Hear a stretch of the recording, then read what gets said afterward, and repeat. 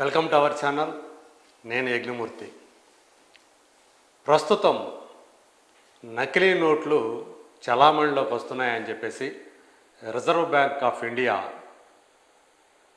పౌరుల్ని alert చేస్తూ ఉంది, హెచ్చరికలు జారీ చేస్తూ ఉంది. చాలా కాలం నుంచి ఈ నకిలీ నోట్లు అనేది ఒక బెడదగా పరిణమించిన విషయం మనలో చాలామందికి తెలిసిందే. ప్రధానంగా ఎక్కువ ముఖ విలువ కలిగినటువంటి నోట్లు ఏవైతే ఉన్నాయో వాటికి నకిలీ నోట్లు వస్తున్నాయి. ఇవి అసలు నోట్లకి ఒక థ్రెట్గా, ఒక ప్రమాదంగా పరిణమించాయని చెప్పేసి చెప్తూ ఉన్నారు. సో అసలు నోట్లు ఏవి, నకిలీ నోట్లు ఏవి అనేది తెలుసుకోలేనంతగా అత్యాధునిక సాంకేతికను ఉపయోగించి కొంతమంది ఈ నకిలీ నోట్లను తయారు చేస్తున్నారని చెప్పేసి ఇప్పుడు రిజర్వ్ బ్యాంకు చెప్తూ ఉంది. సో నకిలీ నోట్లు అనేవి సమాజానికి అలాగే మన ఆర్థిక వ్యవస్థకి ఒక పెద్ద దెబ్బ. సో అందుగురించి వాటిని, ఆ నకిలీ నోట్లని చలామణిలోకి రాకుండా చూడాల్సిన బాధ్యత, వాటిని కనిపెట్టిన వెంటనే వాటి గురించినటువంటి సమాచారాన్ని సంబంధిత అధికారులకో లేకపోతే పోలీసులకో చెప్పాల్సినటువంటి బాధ్యత ప్రతి పౌరుడి మీద ఉంది అని చెప్పేసి కూడా రిజర్వ్ బ్యాంక్ చెప్తూ ఉంది. ఇప్పుడు 500 నోట్లు అనేవి చాలా నకిలీ నోట్లని అవి చలామణిలోకి వచ్చి తాము గుర్తించినట్లుగా రిజర్వ్ బ్యాంక్ అధికారులు చెప్తున్నట్టుగా మనకి సమాచారం తెలుస్తూ ఉంది. అంటే మనం ఒకటి చూస్తున్నాం, ఫేక్ నోట్స్ అలర్ట్ అని చెప్పేసి. సో ఎలా మనం మామూలుగా అయితే ఇప్పుడంతా కూడా ఎక్కువగా డిజిటల్ పేమెంట్స్ ఎక్కువగా చేస్తూ ఉన్నాం. కానీ అయినప్పటికీ కూడా ఆ డిజిటల్ పేమెంట్ కుదరని సందర్భాల్లో అసలైన నోట్లనే మనం చలామణిలోకి లేకపోతే వాటిని ఇస్తూ మనకు కావాల్సినటువంటి వస్తువులను కొనుగోలు చేస్తూ ఉంటాం. మరి ఇక్కడ అంటే ఎన్నో ఈ నకిలీ నోట్లు ఎవరైతే చలామణిలోకి తీసుకొస్తూ ఉంటారో, ఆ అసాంఘిక పనులు చేసేవాళ్ళు ఎవరైతే ఉంటారో వాళ్ళ బారి నుంచి ఈ అసలైనటువంటి నోట్లని కాపాడటం కోసం రిజర్వ్ బ్యాంకు కొన్ని సెక్యూరిటీ అంశాలని కూడా ఈ నోట్లో, అంటే ఏ నోట్లు అయినా సరే కొన్ని సెక్యూరిటీ పరమైనటువంటి భద్రతల్ని కల్పిస్తూ వస్తూ ఉంటుంది. అందులో ముఖ్యంగా సెక్యూరిటీ థ్రెడ్ అని ఒకటి ఉంటుంది, అలాగే టెక్స్ట్ ఉంటుంది, కొన్ని ప్రత్యేకమైన నంబరింగ్లు ఉంటాయి. సో అలాగే కొన్ని అక్షరాలు ఉంటాయి. ఇవన్నీ కూడా అసలైన నోట్లకు మాత్రమే పరిమితమై ఉంటాయి. పైగా ఏదైతే కరెన్సీ నోటు పేపర్ ఏదైతే ఉందో దానికి సంబంధించి కూడా సైజు ప్రకారం అలాగే థిక్నెస్ ప్రకారం కూడా కొన్ని ప్రమాణాలు పాటిస్తూ రిజర్వ్ బ్యాంకు వాటిని ముద్రిస్తూ ఉంటుంది.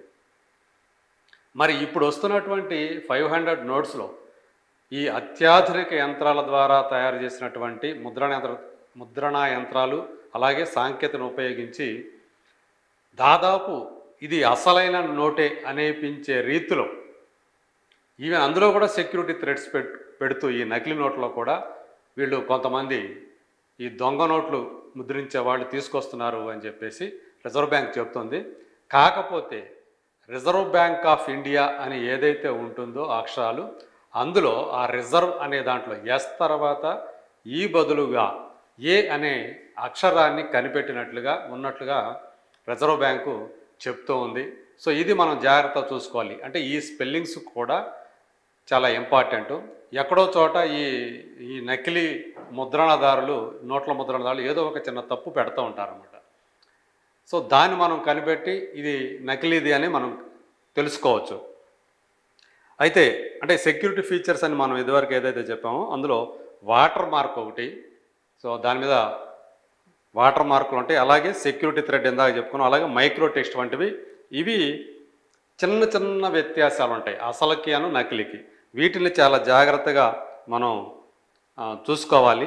అలాగే ఈ నకిలీ నోట్లకు సంబంధించి భారతదేశంలో ఇప్పుడే కాదు, చాలా కాలం నుంచి కూడా నకిలీ నోట్లు అనేవి సమాజానికి ఒక పెద్ద బెడదగా తయారయ్యాయి.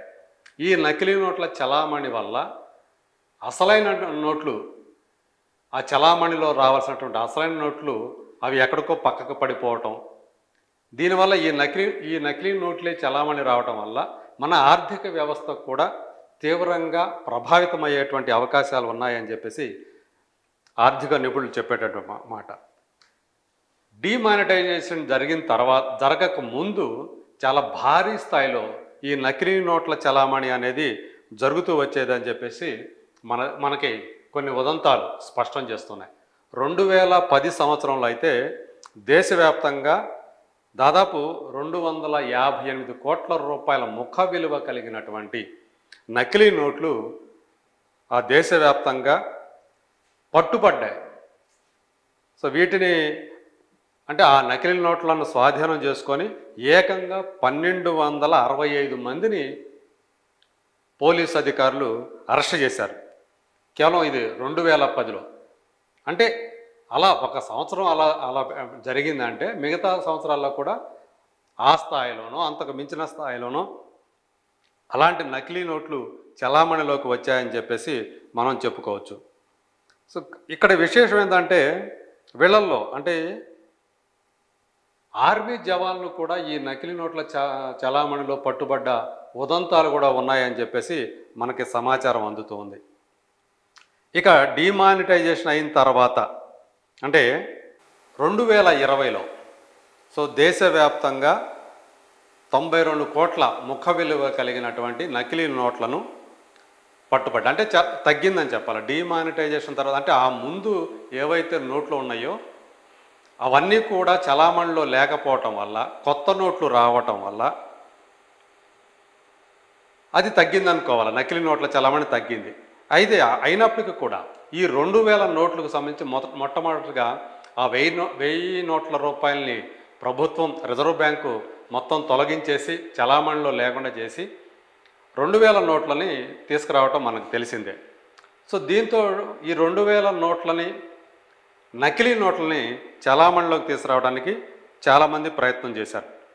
అయినప్పటికీ కూడా 2019తో పోలిస్తే 2020లో అంటే మరుసటి సంవత్సరం ఏకంగా 190% పైగా ఈ నకిలీ నోట్ల చలామణి పెరిగింది. అలాగే ఆ నోట్ల స్వాధీనం కూడా పెరిగింది. ఏకంగా 8,94,947 నకిలీ నోట్లను ఆ సంవత్సరం 2020లో స్వాధీనం చేసుకుంటే వాటి విలువ 92.17 కోట్ల రూపాయలని చెప్పేసి మనకి గణాంకాలు చెప్తూ ఉన్నాయి. సో ఇందులో 2000 నోట్ల వాటానే 53% అంట. సో దాన్ని బట్టి అంటే ఎక్కువ ముఖ విలువ కలిగినటువంటి నోట్లను ఎక్కువగా చలామణి చేస్తే వాళ్ళకు కొంచెం అంటే చిన్న చిన్న నోట్లు ఎక్కువ చలామణి తీసుకురావటం వల్ల వాళ్ళకు వచ్చే లాభం తక్కువ ఉంటుంది. ఎందుకంటే ఎక్కువ నోట్లు ప్రింట్లు చేయాల్సి వస్తుంది. వాటి ముఖ విలువ తక్కువ కాబట్టి ఎక్కువగా వాటిని తీసుకువెళ్ళి చేయటం వల్ల వచ్చే లాభం తక్కువ కాబట్టి అది ఎక్కువ ముఖ విలువ కలిగినటువంటి నోట్లను కనుక తీసుకొస్తే చలామణిలో వాళ్ళకి ఇంకా సులభం అవుతుంది. వాళ్ళు అనుకున్నది అంటే వాళ్ళు ఎక్కువ లాభపడతారని చెప్పేసి అలా 2000 నోట్లని 53% అవే ఉన్నాయంట. అలాగే యాక్చువల్గా డిమానిటైజేషన్ తర్వాత 1000 నోట్లు రద్దయిపోయినప్పటికీ కూడా కొంతమంది 35% ఆ 1000 నోట్లను కూడా చలామణిలో తీసుకొచ్చారంట 2020లో. సో ఇవి ఆందోళన కలిగించేటువంటి విషయమే. సో ఇక అంతకుముందు చూస్తే 2008లో అయితే 258 కోట్లు అని చెప్పేసి తెలుస్తూ ఉంది. 2011లో పంజాబ్లో అయితే 9 లక్షల రూపాయలు ఆల్మోస్ట్ 10 లక్షల రూపాయలు పట్టుబడ్డాయి. నార్త్ కేరళలో 2024లో కొన్ని నోట్లు అది 500 నోట్లు నకిలీ నోట్లను గుర్తించారు. అంటే అవి తక్కువ వాల్యూ యాక్చువల్గా ఒక 7,000 రూపాయల నకిలీ నోట్లని ఒకళ్ళు చలామణిలోకి తీసుకువస్తూ ఉంటే అందులో ఒక మహిళ కూడా ఉంది. సో వాళ్ళని అరెస్ట్ చేసి జైలుకు పంపించారు. సో ఏదేమైనప్పటికీ కూడా అంటే 2005 నుంచి 2010 వరకు మధ్య అయితే మాత్రం ఈ నకిలీ నోట్ల చలామణి చాలా ఎక్కువగా ఉంది అని చెప్పి మన గణాంకాలు తెలియజేస్తూ ఉన్నాయి. ఇక ఇక 2016 మనకి తెలుసు, డిమానిటైజేషన్ 2016లో జరిగింది. ఆ తర్వాత ఈ నకిలీ నోట్ల బెడద కొంతకాలం వరకు తగ్గింది. అందరూ కూడా ఊపిరి పీల్చుకుంటూ ఉన్నారు. కానీ మళ్ళీ 2020 వచ్చేటప్పటికి, అంటే ఒక 4 సంవత్సరాల తర్వాతకు వచ్చేటప్పటికి మళ్ళీ ఇది గణనీయంగా పెరుగుతూ వస్తుందని చెప్పేసి మనకి తెలుస్తూ ఉన్నాయి.